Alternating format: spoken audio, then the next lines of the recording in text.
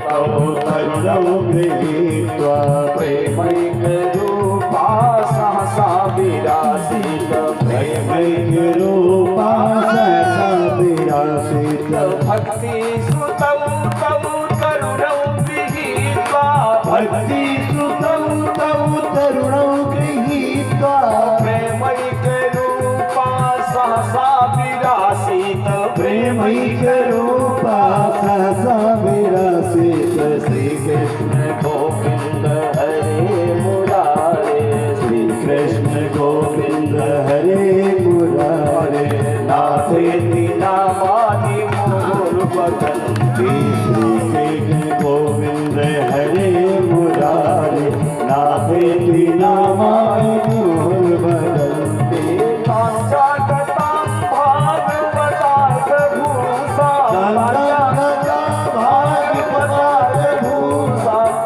सुचारुवेशां तत्सुसदस्या सुचारुवेशां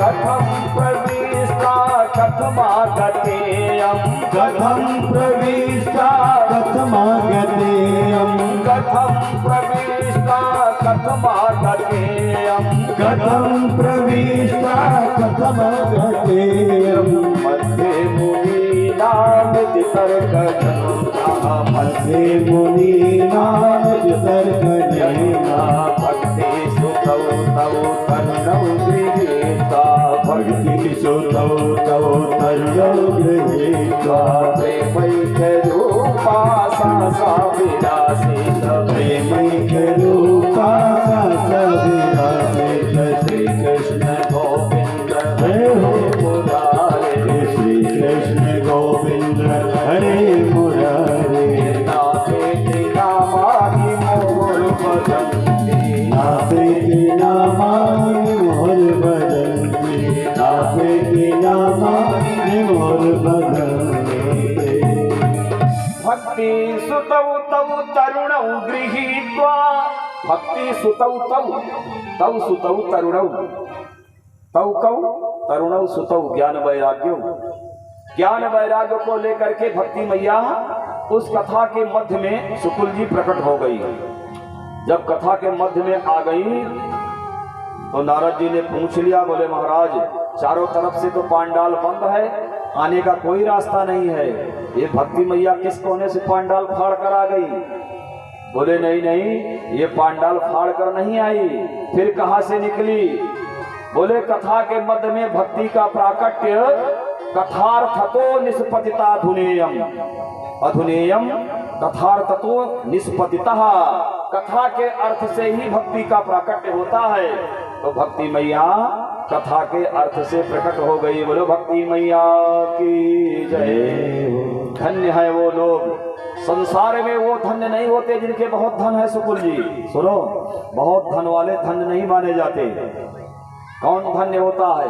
धन हो चाहे ना हो इसकी चिंता मत करना, हमारा शास्त्र कह रहा है और शास्त्र ही सब बातों का प्रमाण है। आपकी बात ऐसे वैसे नहीं मानी जाएगी। तस्मात् शास्त्रं प्रमाणं ही, गीता के भगवान कह रहे हैं कि शास्त्र ही प्रमाण है हर बात का। अगर शास्त्र से आप प्रमाण दे दो तो मान लिया जाएगा, ऐसे कपोल कल्पना करने पर नहीं। तो धन्य कौन है? बोले सकल भुवन मध्य निर्धनास्ते धन्या निवसति हृदयेषां श्रीहरेर भक्तिरेका हरिरपि निज लोकं सर्वथा तो विहाय प्रविशति हृदि तेषां भक्तिसूत्रोपनद्धः। सकल भुवन मध्य, समस्त भुवनों में, सकल भुवन माने 14 भुवन, 14 भुवन होते हैं सुकुल जी। 14 लोग हैं कौन? 7 नीचे वाले और 7 ऊपर वाले। हम लोग कहाँ हैं बताओ? भारत कहाँ है? भारत मध्य में है। ऊपर वाले जो लोग हैं कौन? भू भुआ स्वः महा जनः तपः और सत्य, ये 7 लोग हैं ऊपर, और 7 लोग के मध्य में है भारत। बोलो भारत माता की। 7 लोग के मध्य में है भारत, हम भारत के वासी हैं। सकल भुवन मध्य निर्धनास्ते धन्या वो निर्धन जिसके पास धन नहीं है वही धन्य है। क्या है उसके पास?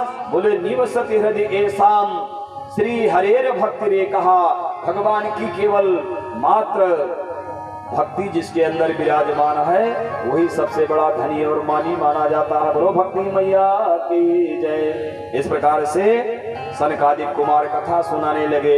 भक्ति मैया वहां बैठ गई और ज्ञान वैराग्य भी बैठ गए। आगे कथा का क्रम आगे बढ़ गया। सूत जी वर्णन करते हैं कि उसी समय नारद जी ने एक प्रश्न कर दिया सनकादिक कुमारों से। बोले भैया मेरे अग्रजों ये बताओ कि कथा को सुन करके कौन कौन लोग पवित्र हो जाते हैं? तो सनकादिक कुमारों ने कहा नारद जी कभी कभी आप पागलों जैसी बात करते हो।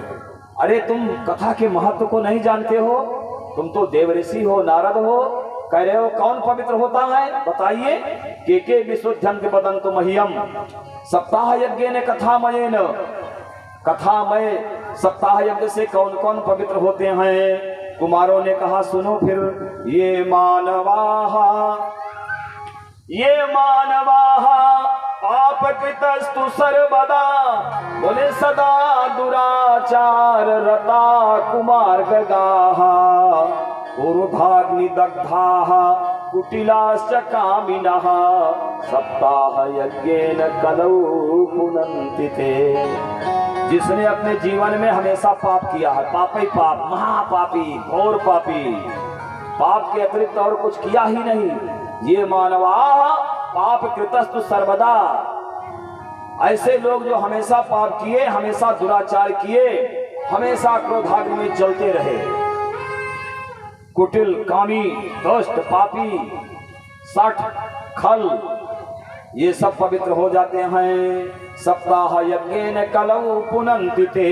अगर एक बार आ गए भगवान की चरण शरण में और सप्ताह यज्ञ कर लिया, अपने जीवन में भागवत श्रवण कर लिया, तो बड़े बड़े पाप के पहाड़ सब उड़ जाए, खत्म, फिर नरक वरक नहीं जाना पड़ेगा। बोलिए भागवत भगवान की जय। बस एक बार आजा गिरिराज की शरण में, बस एक बार, बस एक